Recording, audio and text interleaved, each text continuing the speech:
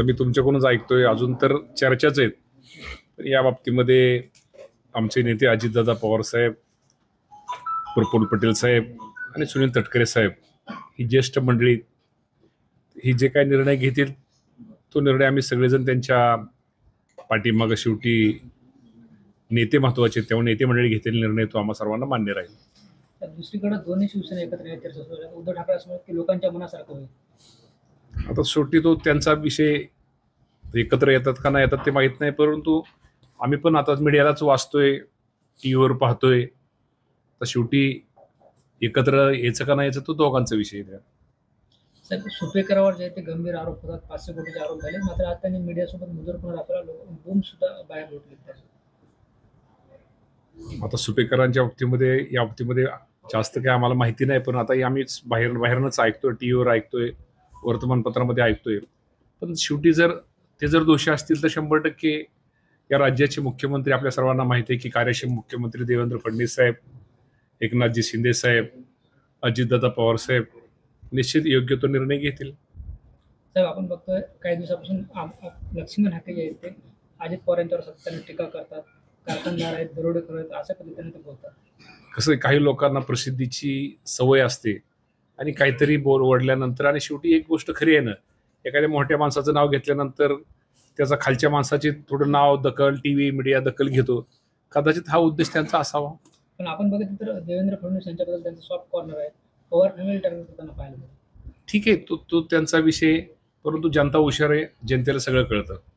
साहेब, सिंधी गाव आहे उमरी तालुक्यात, त्यातली प्रणाली पोयड नावाची जे कुस्तीपटू आहे, त्यानं नॅशनल चॅम्पियनशिपमध्ये जे 2रा नंबर मिळवला हरियाणा. मात्र नांदेड जिल्ह्याच्या ठिकाणी मॅट नसल्यामुळे त्याला कुस्ती खेळता येत नाही. तुम्ही क्रीडा मंत्री आहेत, जर तुम्ही लक्ष घातलं तर. आता चिखलीकर पाटील साहेबांच्या घरी आलो आहे, चिखलीकर साहेबांची, त्यामुळे त्यांनी मागणी मला केलेली आहे. पण त्यांनी मागणी केल्यानंतर मला त्यांची मागणी डावलणं योग्य होणार नाही. लवकरच ती व्यवस्था करू. आणि मॅटच्या बाबतीमध्ये DPTCच्या माध्यमातून इथले जे पालकमंत्री सावे साहेब, त्यांना ताबडतोब आमच्या क्रीडा विभागाच्या माध्यमातून त्यांच्याकडून आम्ही निश्चित प्रकारे ती मॅटची जी मागणी ताबडतोब पूर्ण करू. मंत्रिमंडळात नाराजी आहे म्हणत अजितदादांच्या विरोधात, निधी वगैरे देत नाही असं हाके यांनी सांगितलेलं आहे. आता मी तुमच्याकडून ऐकतो, आमच्या तर नाराजी नाही, आम्ही तर एकदम रोज असं मंगळवारी सगळे एकत्र होतो, चांगले होतो. पण काय होतं, काय झालं की ती नाराजी, आणि सगळ्यांना जरा ते दादा जास्त आवडतो, दादांचं नाव घेतल्यानंतर जरा बातमी पण जोरात चालते, त्यामुळे कदाचित तो विषय असेल. कुणीही नाराज नाही, कुणाचं नाहीत. शिंदे साहेब, फडणवीस साहेब, दादा हे नेते खूप हुशार आहेत. ते तिघं एकत्र आहेत, तिघंच एकत्र बसून निर्णय घेतात आणि त्या निर्णयाची अंमलबजावणी करतात. खूप चांगले निर्णय या तिघांनी या राज्यासाठी घेतलेले आहेत. त्यामुळे सगळेच या राज्यामधले निर्णय घेतल्यामुळं निश्चित त्याचा फायदा सर्वसामान्य माणसाला मिळतोय. नांदेडच्या स्टेडियमला 700 कोटी आली, पण अद्याप तो तयार झाले नाही. ऑलिम्पिकच्या स्टेडियम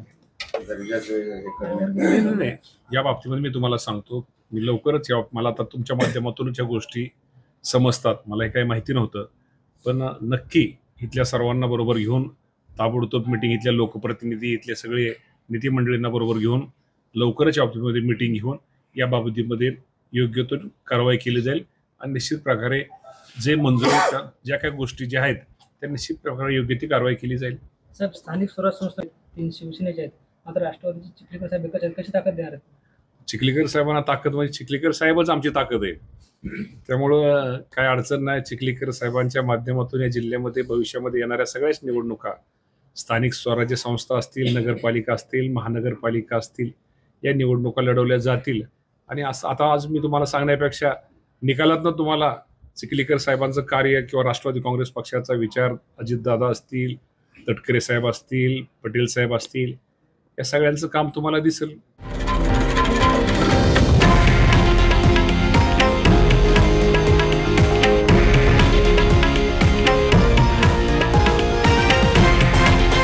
हे आहे देशातील नंबर 1 न्यूज नेटवर्क आणि आपण पाहत आहात TV9 मराठी, एकमेव.